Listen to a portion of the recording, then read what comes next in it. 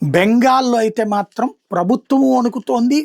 Bangladeshi చొరబాటుదారులు వణుకుతున్నారు. SIR పెట్టాక పబ్లిక్కే చూపెడుతున్నారు. వీడు మా వాడు కాదు, మా ఏరియా వాడు కాదు. ఏది అక్కడున్న అధికారుల్ని ఇప్పుడు మమతా బెనర్జీ ప్రభుత్వం మొన్ననే జాగ్రత్తగా కరెక్ట్‌గా ఎస్ఐఆర్ రేపు ఇంప్లిమెంట్ అవుతుందనగా ముందు రోజున వేల మంది అధికారులు మార్చింది. తన మనుషులు పెట్టుకుంది. తృణమూల్ కాంగ్రెస్ మాట వినే అధికారులు, ఉద్యోగులు. కానీ పబ్లిక్ తిరగబడుతున్నారు.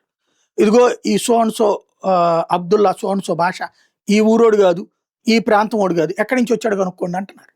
వీళ్ళు అడిగితే ఫస్ట్ ఇక్కడే పేరు చెప్తున్నారు. ఆ ఏరియాలు వీళ్ళకి సరిగ్గా తెలియట్లేదు. వీళ్ళు చెప్పిన పేరు ఏదో చెప్తున్నారు.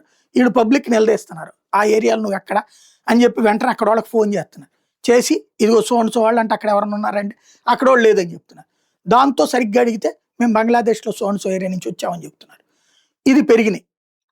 ఇక అప్పుడు ఏం చేయాలి పాపం అధికారి కూడా కవర్ చేయలేడు కదా, వాళ్ళవి తీసేసే పరిస్థితి వస్తుంది. దీంతో ఇప్పుడు అక్కడున్న రైల్వే స్టేషన్లు కిటకిటలాడిపోతున్నాయి. ఏంటి, ఎస్ఐఆర్ జరిగే టైంలో వీళ్ళ ఆ ప్రాంతం విధులు వెళ్ళిపోతున్నారు. బెంగాల్ వదిలేసి వెళ్ళిపోతున్నారు. ఎక్కడికి, బంగ్లాదేశ్కి రిటర్న్ పోతున్నారు వీళ్ళంతా.